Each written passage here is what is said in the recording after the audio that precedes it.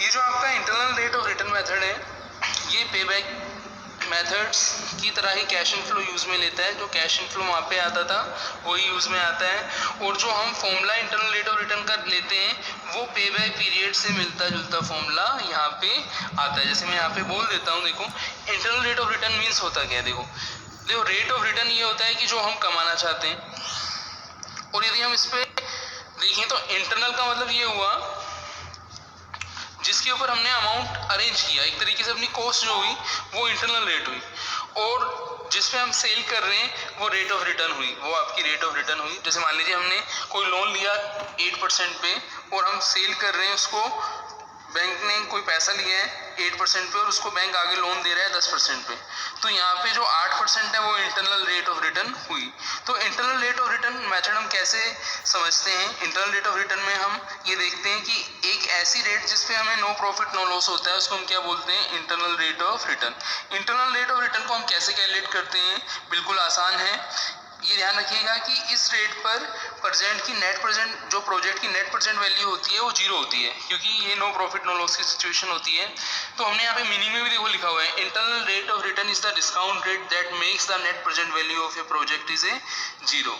Internal rate of return को हम calculate कैसे करते हैं? इसके लिए हम एक फैक्टर फॉर्मूला लेते हैं, फैक्टर का फॉर्मूला जो अपना पेबैक पीरियड मेथड की तरह है, initial investment divided by annual cash inflow. तो जो अपने पास फैक्टर आएगा उस फैक्टर की हेल्प से हम क्या निकालते हैं? IRR निकालते हैं।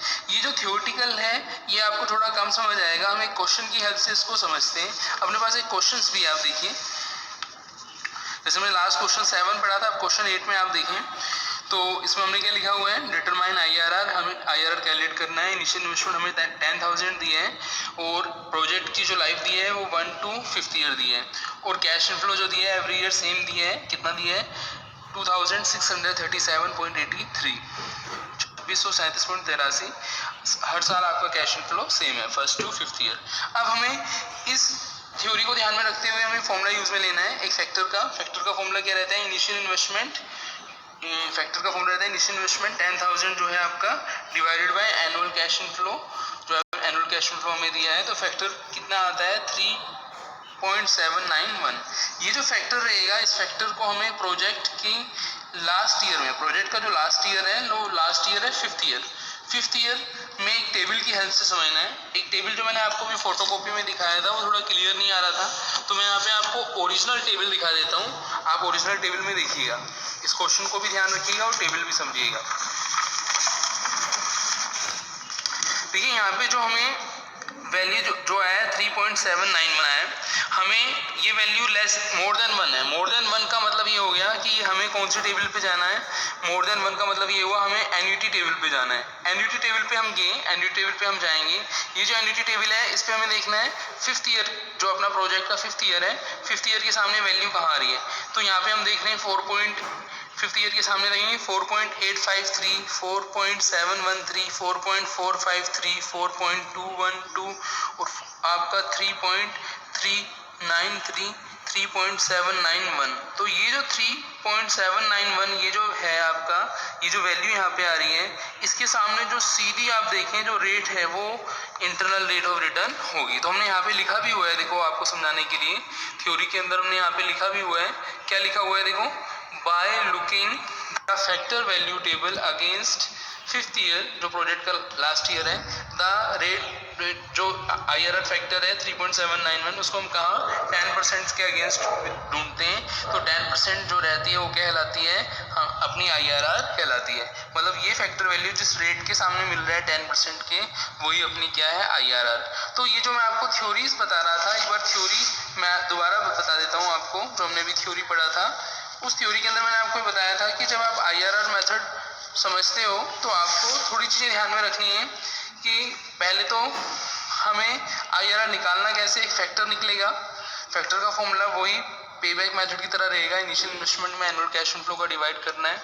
उस फैक्टर वैल्यू को हमें एन्युटी टेबल में जाके देखना है, और वो फैक्टर वैल्यू जिस रेट के सामने आता है उसको हम क्या बोलते हैं? IRR बोलते हैं। जैसे 3.791 जो है अपना प्रोजेक्ट की लाइफ 5th ईयर है उसके ठीक 10% के सामने आया है, तो जो 10% रहा वो अपना क्या रहा, इंटरनल रेट ऑफ रिटर्न रहा। अब हमें क्या करना है, अब हमें देखना है कि यदि ये फैक्टर वैल्यू टेबल के अंदर नहीं मिलता है तो सेकंड सिचुएशन होती है, फर्स्ट तो ये थी if IRR factor found in table, ये हमने समझ लिया। अब हम समझ रहे हैं not found in the table. तो not found in the table आपको कैसे समझना है, सेकंड क्वेश्चन की हेल्प से समझ रहे हैं। जैसे कि अभी हमने क्वेश्चन नंबर जो किया था क्वेश्चन, उससे हम नेक्स्ट क्वेश्चन ले रहे हैं। देखो IRR का क्वेश्चन मैं आपको और करवा रहा हूँ इसे समझने के लिए। आइए देखिए, देखेंगे आप ये जो क्वेश्चन है, क्वेश्चन लास्ट जो हमने पढ़ा था क्वेश्चन 8 था, अब हम क्वेश्चन 9 में आ रहे हैं। देखो इस 9 की हेल्प से हम समझेंगे। डिटरमाइन द IRR, हमें IRR कैलकुलेट करना है। इनिशियल इन्वेस्टमेंट हमें 10,000 दिया है और कैश इनफ्लो जो दिए हैं फर्स्ट टू थर्ड ईयर 5,000, 5,000 और 2,000 दिया है। इसका मतलब एवरी ईयर कैश इनफ्लो हमारा क्या आ रहा है, डिफरेंट आ रहा है एवरी ईयर कैश इनफ्लो। अब हमें एवरी ईयर डिफरेंट आता है तो हमें करना क्या है, पे बैक मेथड के अंदर तो हम क्या करते थे, क्युमुलेटिव से करते थे, जबकि यहाँ पे ऐसा नहीं करना है। हमें क्या करना है, वही फॉर्मूला यूज में लेना है जो हम किस पे लेते थे, एवरी ईयर सेम पे लेते थे। जैसे 5,000 5,000 5,000 होता तो हम क्या फॉर्मूला यूज में लेते हैं, initial investment upon annual cash inflow. लेकिन यहाँ पे 5,000 5,000 और 2,000 है तो डिफरेंट रहा, तो हमें उस फॉर्मूले में इनिशियल इन्वेस्टमेंट अपॉन जो हम करते थे, इनिशियल इन्वेस्टमेंट अपॉन हम क्या करते थे, एनुअल कैश इनफ्लो। तो उसमें हमें करना क्या है, एनुअल से पहले हमें एवरेज और लगा देना है, मतलब डिवाइड अब किसका होगा, एवरेज का होगा, जैसे हमने ARR के अंदर पढ़ा था। हम वही चीज़ें कर रहे हैं। अब हमें इस क्वेश्चन को आगे समझना है। आइए देखिए आगे पेजेस में हम आते हैं।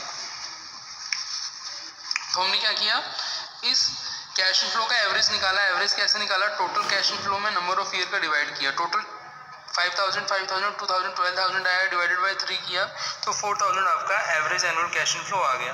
फिर फैक्टर निकालने के लिए हमने क्या किया, इस इनिशियल इन्वेस्टमेंट में एवरेज एनुअल कैश इनफ्लो का डिवाइड किया और फैक्टर जो आया 2.500 आया। इस 2.500 को फिर हमने वही क्या, एनईडी टेबल के अंदर हम देखेंगे और कौन से ईयर के सामने देखेंगे, थर्ड ईयर। इस क्वेश्चन में थर्ड ईयर है तो थर्ड ईयर में हम देखें तो ये आपके पास टेबल है और थर्ड ईयर के सामने आपको देखते हुए चलना है। यहाँ पे 2.941 है, 2.88 है, फिर है 2.7, फिर 2.67, फिर 2.5, ठीक है ना, ये 8% फिर है 2.48। तो अपना 2.5 था तो 2.48 नियर बाय है, तो हम इसे 10% की रेट मान रहे हैं। और दूसरा है 2.4, ये है 12% पे, तो हम 10 और 12% के बीच में IRR को कैलकुलेट करते हैं। तो यहाँ पे ध्यान रखिएगा, जो हमने फैक्टर निकाला है 10 और 12% निकाला है, यहाँ पे हम टेबल भी जो लेंगे इसमें भी 10 और 12% के बेसिस पे लेंगे। पहले हम प्रेजेंट वैल्यू 10% पे निकालेंगे, फिर हम 12% पे कैलकुलेट करेंगे। आइए देखिए, यहाँ पे हमने 10% पे लिया, कैश इनफ्लो जो हमें दिया है लिख दिया हमने। उसके बाद हमने फैक्टर की वैल्यू लिखी है 10% पे, जैसे भी हम कैलकुलेट करते हैं। फिर हमने उससे कैश इनफ्लो को फैक्टर वैल्यू से इंटू करके हमने प्रेजेंट वैल्यू निकाल लिया और टोटल प्रेजेंट वैल्यू हमने यहाँ पे कर दिया। फिर दूसरा रेट था अपना 12%, यहाँ पे हम 12% कर देते हैं, ये 12% से ये क्वेश्चन। तो 12% पे हमने वैल्यू निकाली है। 12% में मैं दोबारा बता देता हूँ, 1/1 प्लस r की पावर n, मतलब 1 डिवाइडेड 1 प्लस 0.12 की पावर 3 कर देना। तो 1/1.12 1 to थर्ड ईयर हम कैलकुलेट करेंगे तो फर्स्ट ईयर 0.893, 0.797 और 0.712 ये वैल्यू अपनी यहाँ पे आ जाती है। तो यहाँ पे हमने इस एनुअल कैश इनफ्लो के सामने इसकी वैल्यू जो कैलकुलेट की इसको यहाँ पे रख दिया और इसको इससे इंटू करके इसकी प्रेजेंट वैल्यू हमने निकाल दी। बस आपको ध्यान रखना है कि जो प्रेजेंट वैल्यू निकालें आप, 10% है और 12% है तो 10% कम है तो इसमें वैल्यू इनिशियल इन्वेस्टमेंट से ज़्यादा आनी चाहिए, मतलब मोर देन 10,000 आनी चाहिए। और यहाँ पे वैल्यू जो रेट ज़्यादा होती है, जैसे 10 से 12% है तो ज़्यादा है, तो इसमें वैल्यू 10,000 से कम आनी चाहिए। 10,000 से कम का मतलब समझ रहे हैं आप, जैसे 9,874 आ रही है तो बिल्कुल सही आ रही है, कम ही आनी चाहिए थी। यदि ये 10,000 उससे ज़्यादा आती है तो अपनी रेट गलत मानी जाती है। मतलब हम अभी जो रेट ले रहे हैं 10 और 12% वो अपना बिल्कुल सही है। अब इस 10 और 12% के बीच में IRR होगा, वो 10 होगा, 11 होगा, 12 होगा, क्या होगा, वो हम एक फॉर्मूले की हेल्प से कैलकुलेट करते हैं। आइए देखिए, तो इसका एक फॉर्मूला है IRR का।